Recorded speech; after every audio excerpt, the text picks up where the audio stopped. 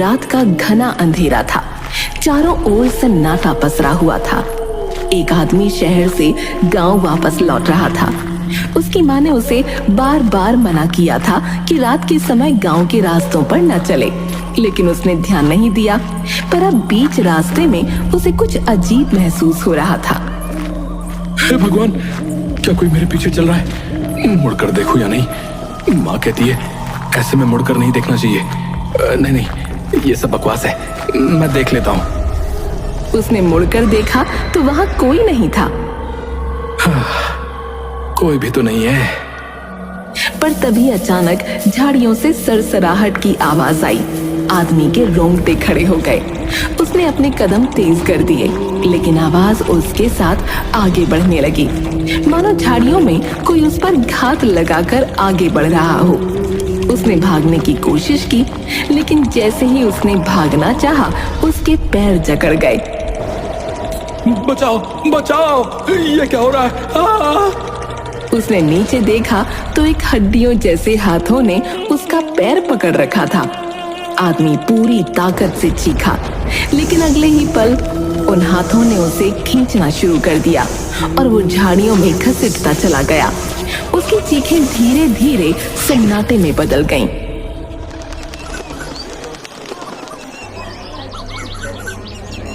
अरे तुमने सुना? रात को फिर एक आदमी गायब हो गया भैया। हाँ, मैंने सुना। वही आदमखोर बुढ़िया उसे खींच कर ले गई है। कहां से आई है ये बुढ़िया है? ये तो बहुत खतरनाक हो गई है भैया। लगता है हम सब मरने वाले हैं।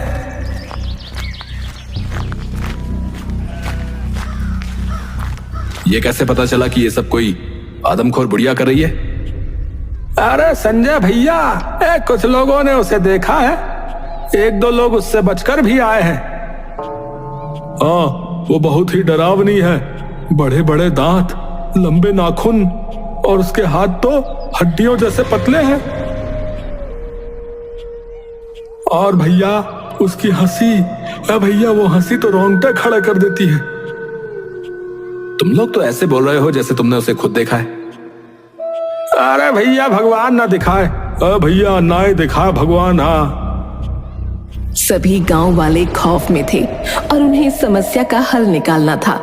उन्हें याद आया कि संजय का दोस्त मानव बहुत बहादुर और समझदार है। वो सभी मानव के पास पहुंचे। अब मानव बाहर आओ, सबको तुम्हारी मदद चाहिए। वो आदमखोर बुढ़िया फिर से हमला कर रही है।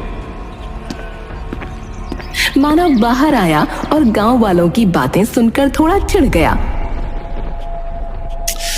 यार क्या बकवास है ये सब। आदमखोर बुढ़िया जैसी कोई चीज नहीं होती। ये किसी जानवर का काम है।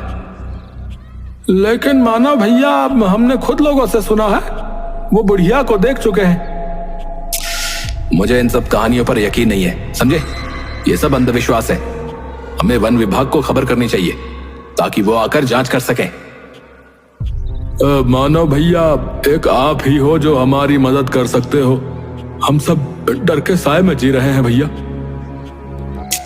अरे मैंने कह दिया ना, ये सब बेकार की बातें हैं। वन विभाग को बुलाओ और उनसे ही मदद मांगो। मानव का रूखा जवाब सुनकर गांव वाले मायूस होकर लौट गए।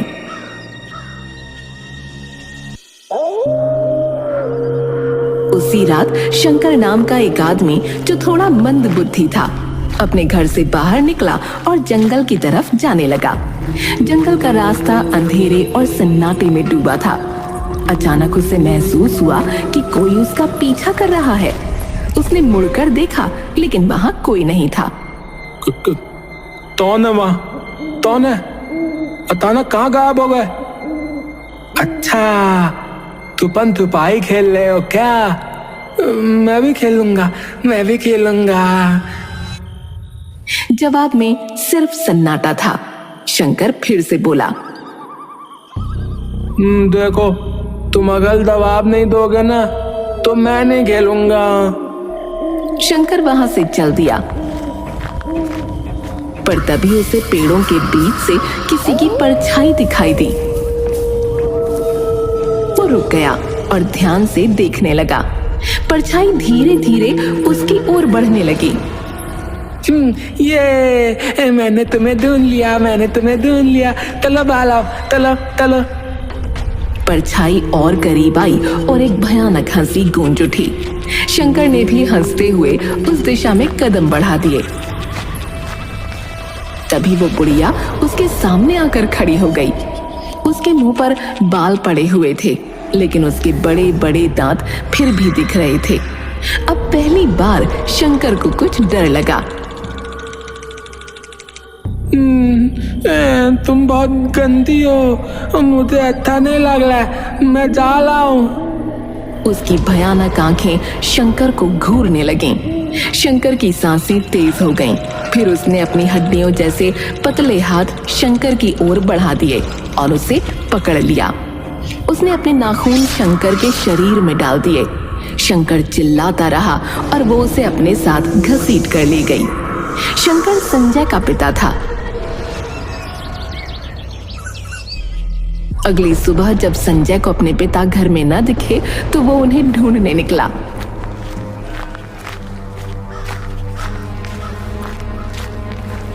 उसे उनका एक हाथ कटा पड़ा मिला। पिताजी, ये क्या हो गया? आप मुझे छोड़कर क्यों चले गए?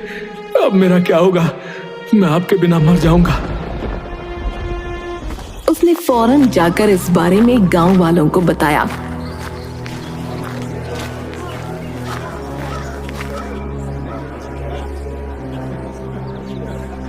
शांत हो जाओ संजय। वो बेचारे कुछ समझते भी नहीं थे, जाने रात में क्यों निकल गए। ये जरूर उस आदमखोर बुढ़िया का काम है। वो धीरे धीरे हम सबको मार देगी। संजय, ये किसी जंगली जानवर का काम है यार। मैंने पहले ही कहा था कि हमें वन विभाग को बुलाना चाहिए, वरना ऐसा ही होता रहेगा। अरे वन विभाग वाले आकर जा चुके हैं, उन्हें कुछ नहीं मिला। मानव बेटा, संजय सही कह रहा है। गांव के लोग डर के साए में जी रहे हैं। कुछ तो करना पड़ेगा।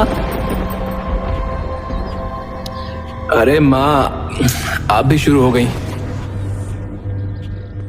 पूनम देवी ने गहरी सांस ली और अपने बेटे को मनाने की कोशिश की, लेकिन मानव अपनी बात पर अड़ा रहा। संजय निराश होकर वापस लौट गया। शंकर की मौत के बाद गांव के लोगों ने रात में बाहर निकलना बिल्कुल बंद कर दिया था।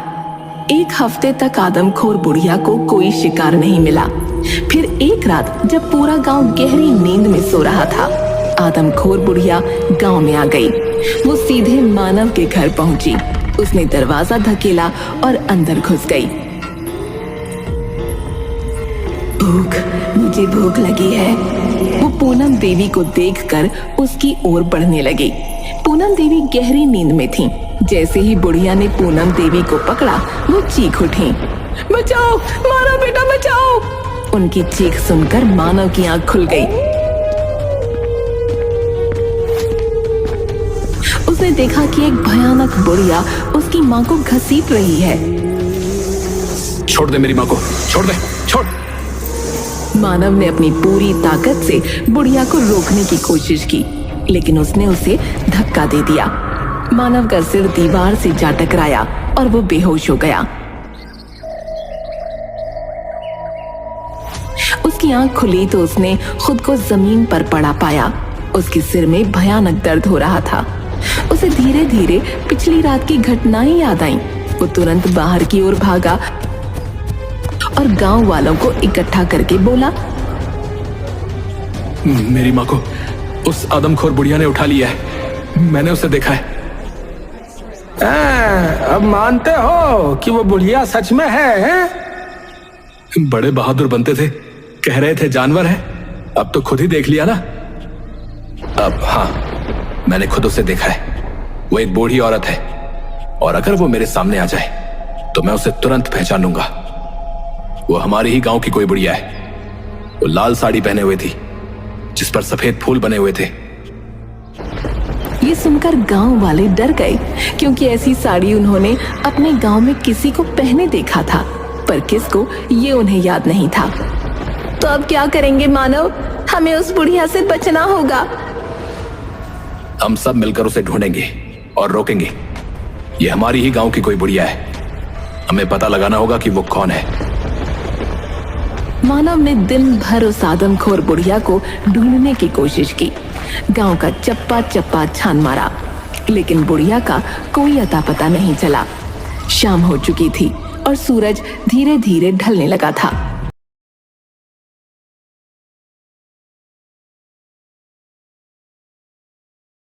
शाम हो चुकी थी और सूरज धीरे धीरे ढलने लगा था। मानव की उम्मीदें टूटने लगी थीं, लेकिन तभी उसकी नजर पड़ोस में रहने वाली कमला देवी पर पड़ी। ये तो वही साड़ी है जो उस आदमखोर बुढ़िया ने पहनी थी। हे भगवान, मैंने पूरा गांव देख लिया और पड़ोस में देखना भूल गया। वो तेजी से कमला देवी के पास गया और उसे पकड़ लिया। तुम ही हो वो आदमखोर बुढ़िया? क्या बकवास कर रहे हो मानव? मुझे छोड़ो। मेरे पति को तो खुद वो आदमखोर बुढ़िया ले गई थी और तुम मुझे पकड़ रहे हो। ये होते देख लोग इकट्ठा हो गए। मानव, छोड़ दो अम्मा को, तुम गलत समझ रहे हो। हाँ, अम्मा ऐसा नहीं कर सकती, पागल मत बनो। मानव ने कमला देवी को कसकर पकड़ रखा था और अपनी बात पर अड़ा हुआ था। तभी सूरज ढल गया और अचानक कमला देवी का चेहरा बदलने लगा और उसके शरीर में अजीब सी हरकतें शुरू हो गईं। देखो देखो सब, ये वही आदमखोर बुढ़िया है। छोड़ मुझे। हे भगवान, ये कैसे हो सकता है?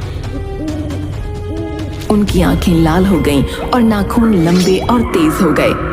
उनकी शक्ल धीरे धीरे आदमखोर बुढ़िया में बदल गई। गांव वाले दंग रह गए और डर से कांपने लगे। जल्दी से इसको बांध दो, वरना ये हम लोगों पर हमला कर देगी। मैं रस्सी लाता हूं।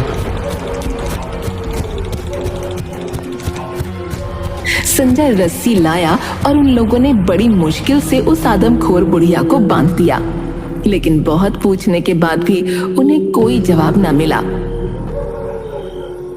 मानव, मुझे लगता है ये अम्मा ये अपनी मर्जी से नहीं कर रही हैं। ये कोई तंत्र विद्या या काले जादू का असर है।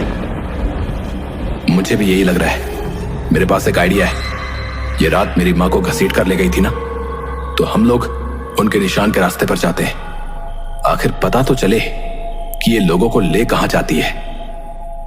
वो दोनों और कुछ गांव वाले खून के निशानों के सहारे चलना शुरू करते हैं और जंगल की काफी अंदर एक गुफा तक पहुंचते हैं। चलो इस गुफा के अंदर चलते हैं। अब मुझे डर लग रहा है यार। अरे डर किस बात का? आदमखोर बुढ़िया तो गांव में बंधी हुई है। वो लोग अंदर जाते हैं तो देखते हैं कि वहाँ एक तांत्रिक बैठा हुआ है, जिसके आसपास नरकंकाल रखे हुए हैं। ये तो अम्मा के पति हैं। ये जिंदा है? हाँ, मैं जिंदा हूं। पर ये चल क्या रहा है? क्या आपने अपनी पत्नी को आदमखोर बनाया है? हाँ, मैं एक काला जादू करने वाला तांत्रिक हूं। मैं इस पूरे गांव को अपने वश में करना चाहता था, जिसके लिए मुझे एक नर बलि देनी थी। लेकिन मेरी पत्नी ने मुझे ऐसा करने से मना कर दिया और धमकी दी कि वो सबको बता देगी। इसलिए मैं वहां से चला आया और काला जादू करके उसे आदमखोर बना दिया। ऐसे में अब वो खुद इस पूरे गांव को साफ कर देगी। आदमखोर वो नहीं, तुम हो। पकड़ लो इसे। पास आए तो मैं तुम लोगों पर भी जादू कर दूंगा। आकर दे, हम देख लेंगे। सबने तांत्रिक को पकड़ लिया और उसे गांव लेकर आए।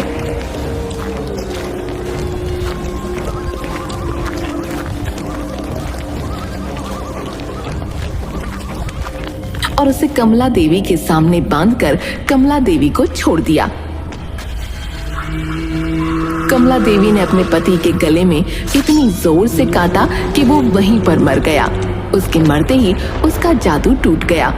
हे भगवान, ये क्या हो गया? कुछ नहीं हुआ, आप चिंता ना करिए। आदमखोर बुढ़िया का आतंक अब खत्म हो चुका है और उसको शुरू करने वाला ये तांत्रिक भी। सब खुश थे कि ये आतंक खत्म हो गया, लेकिन साथ ही सब दुखी भी थे क्योंकि उन सब ने किसी न किसी अपने को खोया था।